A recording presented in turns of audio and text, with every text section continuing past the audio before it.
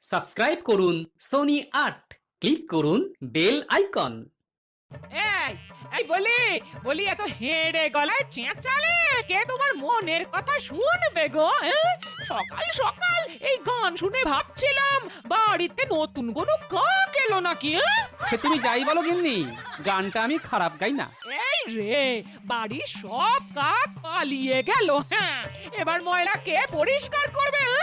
কতবার বলেছি গান গেও না, গেও না, তা শুনলে আমার কথা? পাখি বলে কি তাদের কোনো কান নেই? কানের দম নেই? এবার কান ফাটা কাকগুলো কি করবে? যে বাড়িতে মনের কথা কইবার কেউ নেই সেখানে এক মুহূর্ত নয়, আমি চললাম বাজারে। এই গান ছেড়ে কামের লোক হয়েছো, বলি বাজার থেকে পারলে কয়েকটা কাক কিনে এনো। এই বাড়িতে আর পাখি আসবে না বলে মনে হয়।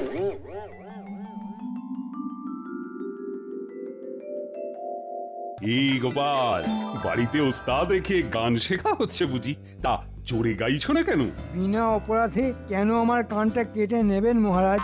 আমি কি আপনার কোনো ক্ষতি করেছি? তবে কেন আমাকে শুধু মুধু শাস্তি দেবেন?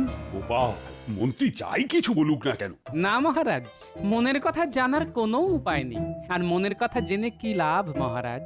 কার মনে কি আছে তা তার মনের মধ্যেই থাকুক না কেন, জানতে পারলে কিন্তু আর রাজ্যটা চালানো যাবে না মহারাজ। এই কথাটা দয়া করে মনে রাখবেন। না না গোপাল, রাজা হয়ে প্রজাদের মনের কথা জানতে চাওয়ার মধ্যে কোনো অপরাধ নেই। আমাকে বাধা দিও না গোপাল, তুমি আমার মনের মধ্যে এই ইচ্ছেটাকে না আরো প্রবল করে দিয়েছো। মনের কথা আর কেউ শুনুক বা না শুনুক, আমি শুনতে চাই। মহারাজ, রাজ্যটা বিরাট বড়, সবার মনের কথা জানার কোনো উপায় নেই। আপনি বরং আপনার এই সভায় কার মনের মধ্যে কি আছে তা জানার চেষ্টা করুন। কিন্তু সবাই কি সেই কথা বলবে? বিশেষ করে আমার সামনে এমন কোনো ওষুধ নেই বিজ্ঞানী, মানে যা সেবন করলে সবাই মনের কথা বলবে? মহারাজ, এই বিষয়ে আমি কিছু গবেষণা করেছি। কিছু ভেষজ গাছের শিকড় আছে যা খেলে মস্তিষ্কের মধ্যে থেকে কথা বেরিয়ে আসে। তবে তা কতটা সত্যি আর কতটা মিথ্যে তা বলতে পারবো না মহারাজ। তবে আপনি যদি আদেশ দেন কিন্তু আমি চেষ্টা করে দেখতে পারি। বিজ্ঞানী বিজ্ঞান নিয়ে থাকুক না, ওষুধের ব্যাপারে ওকে জড়ানো কি ঠিক হবে মহারাজ? এতে তো বিজ্ঞানের ক্ষতি হবে। আমি বলি, সবাই যখন রাজবৈদ্য আছেনই তখন তাকেই ওষুধ বানানোর দায়িত্ব দেওয়া হোক মহারাজ।